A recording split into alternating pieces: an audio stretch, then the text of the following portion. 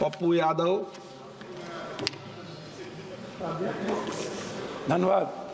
माननीय मंत्री जी, 2-3 बात समझिए। एक तो कोरोना के बाद उनको समझाओ मत। एक तो कोरोना के बाद माननीय मंत्री जी एक भी पैसेंजर ट्रेन या आपने जितना बंद किया बिहार में वो ट्रेनें अभी तक नहीं चली। दूसरी तरफ कनेक्टिविटी की बात आप करते हैं।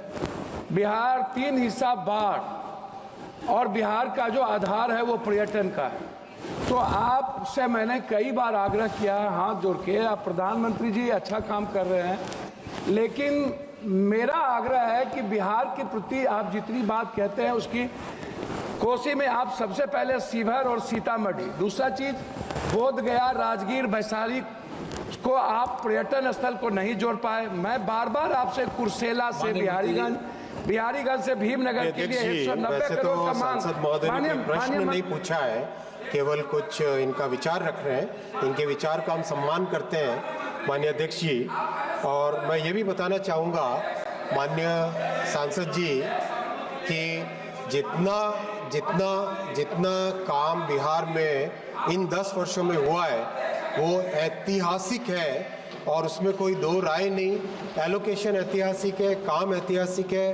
कोसी का ब्रिज याद कीजिए कितने वर्षों से पेंडिंग था, वो माननीय प्रधानमंत्री श्री नरेंद्र मोदी जी ने कंप्लीट किया। एक एक करके प्रोजेक्ट अगर गिनाने लगे माननीय अध्यक्ष जी तो आप देखेंगे किस तरह से बिहार में ऐतिहासिक काम हुआ है और ये काम की गति और भी आगे बढ़ेगी।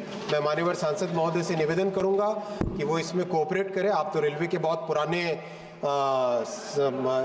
बड़े अच्छे जानकार हैं और आपके यहाँ तो एक बहुत अच्छी रेलवे की फैक्ट्री भी बनी है।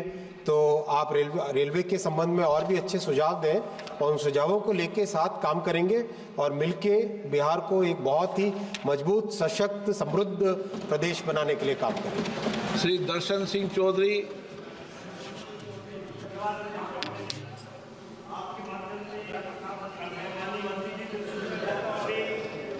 पहले तो मैं धन्यवाद देना चाहता हूं कि हमारी इंदौर मनमाड़ रेल लाइन और इंदौर जबलपुर रेल लाइन, अब हम अपेक्षा रख रहे हैं कि हमारी छिंदवाड़ा से लेकर सागर नई रेल लाइन, जिसमें हमारे लगभग 15 से 20 लाख जनसंख्या हमारी उससे प्रभावित भी होगी और उसको लाभ भी मिलेगा और नागपुर सीधा जुड़ाव उससे हो जाएगा।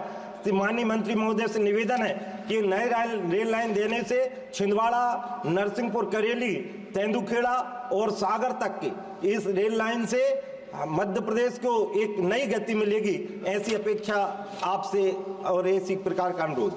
माननीय अध्यक्ष जी, मध्य प्रदेश में डबल इंजन की सरकार है, काम भी बहुत तेजी से चल रहा है और एलोकेशन भी मध्य प्रदेश के लिए रिकॉर्ड संख्या में हुआ है।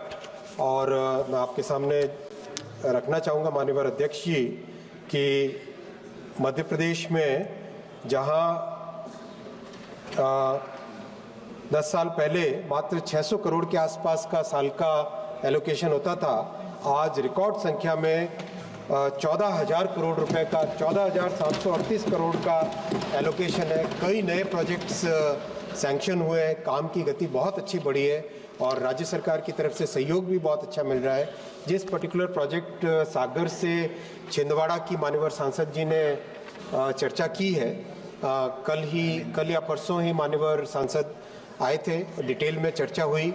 उसमें एक बीच में पहाड़ी क्षेत्र आता है, उस पहाड़ी क्षेत्र के कारण प्रोजेक्ट की कॉस्ट बहुत बढ़ रही थी। तो माननीय सांसद महोदय, उनके साथ मध्य प्रदेश के और भी 8 सांसद महोदय आए थे।